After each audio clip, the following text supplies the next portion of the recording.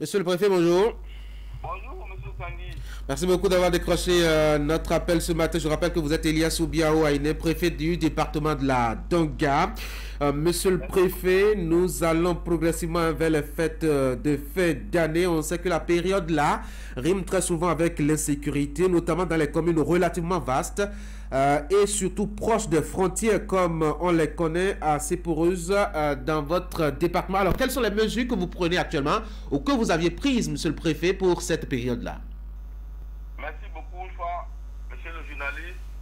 Et je remercie tous les téléspectateurs aussi de nous écouter. Et dans le département de la Donga, comme à l'accoutumée, nous prenons souvent des mesures sécuritaires à l'orée des fêtes, Oui. comme la fête de Noël, la fête de Nouvel An et même bien après. Et comme la sécurité zéro n'existe pas, tous les jours, nous nous activons à faire de notre mieux pour que tout le monde se sente vraiment relativement en sécurité. Et donc, nous avons des agents de sécurité, notamment le directeur départemental de la police, nous avons les OE, le service des eaux et forêts, nous avons le 8e BIA à travers son commandant Bokini et toute autre force de sécurité, la douane, et que sais-je encore. Et nous mutualisons nos efforts, chacun dans son secteur, de manière à ce qu'on puisse synchroniser quand il y a une information. Et donc, la même chose se fait encore cette année au niveau de nos frontières. Vous savez, il y a la douane, il y a la police. Tout à fait. Et actuellement, le problème de soja se pose avec beaucoup d'acuité puisque nos frontières sont poreuses, vous l'avez dit, c'est vrai. Et la tendance de nos citoyens, c'est d'aller là où les gens vendent beaucoup plus cher le soja. Oui. Et donc, mais ça n'arrange pas notre pays. Nous sommes obligés, à un moment donné, de freiner ou d'arrêter la chose de manière à ce que nous puissions quantifier ce que nous avons fait comme production sur le territoire national. Tout à fait. Donc, ça paraît mal compris par les populations, les citoyens, mais c'est une réalité. Et si on avait peut-être un mur séparatiste, les gens ne pourraient pas franchir la barrière comme dans les autres pays développés pour aller de l'autre côté. Tout à fait. Et donc, le contrôle se fait au fil des jours pour que ce qui ne devrait pas être ne soit pas. Donc, voilà, grosso modo, ce que nous sommes en train de faire. Il y a des agents au niveau de toutes ces frontières.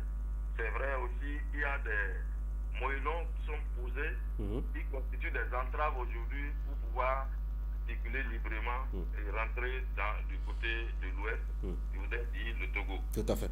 Alors, monsieur le préfet, vous l'aviez évoqué rapidement tout à l'heure, quelques situations de compréhension avec les producteurs de soja qui veulent bien aller vendre leur soja derrière la frontière. Là-bas, on a même assisté à quelques échauffourées après des pierres posées sur la route. Est-ce que les choses sont rentrées complètement dans l'ordre? Est-ce que la population comprenne aujourd'hui la pertinence des mesures du gouvernement?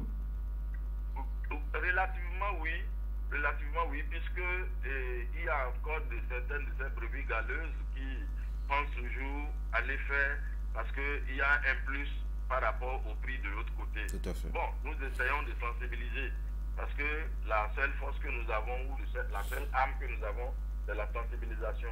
À les amener à comprendre que c'est lorsque nous allons, comment dit-on, les vendre sur notre territoire et qu'on pourrait alimenter les usines de Glo et certainement d'autres qui vont venir, Tout à fait. que nous aurons une plus-value. C'est dans la transformation que nous allons gagner et non dans la vente brute telle que nous amenons.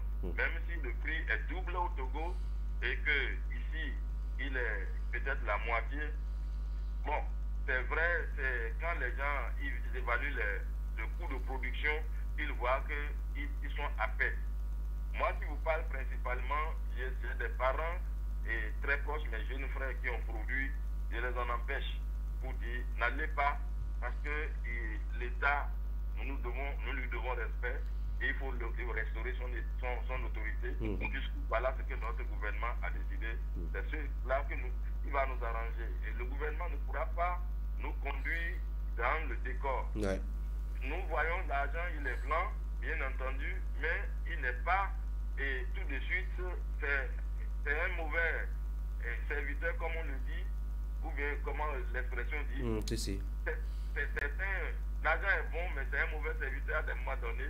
Quand vous ne savez pas que vous êtes à la recherche effrénée de l'argent, vous risquez d'aller dans les travers de ce que la société demande. Donc, actuellement, c'est la sensibilisation, que les gens comprennent, même si ça leur fait mal, mais il faut qu'ils voient.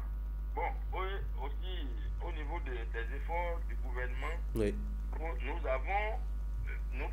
pensons bien que le gouvernement a réfléchi jusqu'à arriver à cette extrémité. Sinon, le gouvernement ne pourrait pas comprendre que ça se vend mieux ailleurs. Il va dire non à mes citoyens, n'allez pas. C'est qu'il y a quelque chose que nous devrons gagner. Il doit servir à la grande masse. Et c'est pour cela que ça paraît comme une entrave pour ces populations qui comprennent difficilement ce que nous sommes en train de faire. Alors, la période de fête, monsieur le préfet, c'est aussi le moment par excellence de commercialisation de produits périmés, pas indiqués du tout pour la consommation. Alors, que fait la préfecture dans ce sens pour protéger la population? Comme monsieur Tanguy, pour l'intérêt que vous accordez à ce domaine. Effectivement, c'est le moment où les commerçants, je ne dirais pas griffent vers eux, mais les mauvais commerçants profitent pour écouler les produits périmés ou bien avariés. Nous avons le service commercial qui s'active tous les ans dans ce domaine et qui, déjà, de façon inopinée, rentre dans les magasins, services ou dans les supermarchés pour voir un peu la validité encore des produits en consommation, la validité des produits qui sont en vente dans ces boutiques. Et quand c'est périmé, on saisit.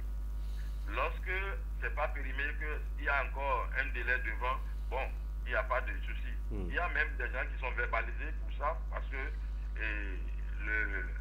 l'alimentation, vous le savez bien, c'est ça qui fait la personne humaine. Tout à fait. Et quand l'alimentation est mauvaise, tout de suite, quel est le type de citoyen que nous voulons? Tout de suite, c'est que nous compromettons la santé publique. Et par conséquent, donc, nous avons l'œil très regardant par rapport à cet aspect-là aussi, parce que la période est bien propice pour ceux qui sont de mauvaise foi de sortir les produits qui sont avariés. Mais nous avons constaté aussi que nous n'avons pas de grandes boutiques dans notre département ici, et que souvent, c'est les produits locaux qui se consomment, notamment le sorgho, le mil, le maïs, et que nous ne trouvons pas souvent avariés. Mais quand il s'agit des conserves, il s'agit des pâtes alimentaires, je voudrais nommer les spaghettis, les couscous et consorts, à ce niveau nous constatons ces produits avariés et qui sont souvent saisis. Alors, monsieur le préfet, une dernière question, le temps de vous laisser aller dire vos exigences et patriotisme au drapeau national de tout à l'heure. L'autre aspect, c'est le vol qu'orchestrent les commerçants qui vendent des produits en deçà du poids ou de la quantité normalement indiquée. Certains d'entre eux ont été récemment même épinglés par une équipe de contrôle. Alors, que sont-ils devenus ces indélicats? Et monsieur le préfet, que faites-vous pour faire observer quand même l'honnêteté dans ce que vendent les gens? C'est une lutte de longue haleine. Cette manière cette pratique, elle est ancrée dans nos sociétés et à ce niveau également, le service de météorologie qui vérifie, même au niveau de, les bouchers, il se fait qu'à des moments donnés, les gens diminuent le poids. On agit sur le kilogramme de manière à avoir moins à diminuer la quantité de ce qu'on veut servir à l'acheteur. Et ça, c'est des actes de mauvaise foi que nous combattons.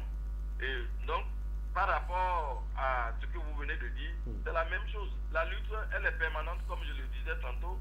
C'est tous les services qui sont compétents dans ce domaine sont mis à pied d'œuvre pour pouvoir décourager à jamais ces oiseaux de mauvais augure ou ces contrevenants au texte de loi de la République. Parce que tout ce qui est fait, ça va dans le sens de la sécurité alimentaire, dans le sens de la sécurité de tout le monde. Bon, donc la mauvaise foi, c'est difficile de pouvoir identifier tout de suite ces pratiquants, sauf par des visites inopinées que nous opérons par moment. Et quand on prend, il faut sanctionner. C'est l'application de la loi dans ce domaine. Parce qu'aucun domaine aujourd'hui de la vie publique n'est laissé en rade. Oui. Tout est codifié et chacun doit pouvoir s'arrimer à ça pour pouvoir vraiment vivre.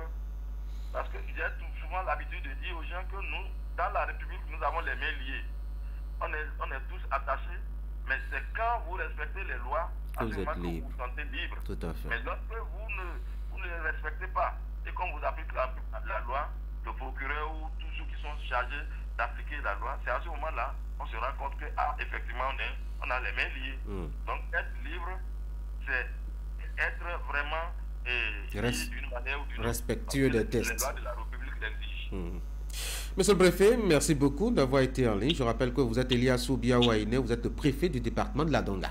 Merci beaucoup. Merci beaucoup, merci Tanguy. C'est moi qui vous devrais vous remercier parce que vous m'avez permis d'être écouté à l'échelle ce matin. Et donc merci à nos téléspectateurs ou à nos écouteurs. Bonne journée à vous, à Djougou. Merci, vraiment à vous. Merci. De retour à Cotonou. Mesdames et messieurs, on va marquer la pause maintenant.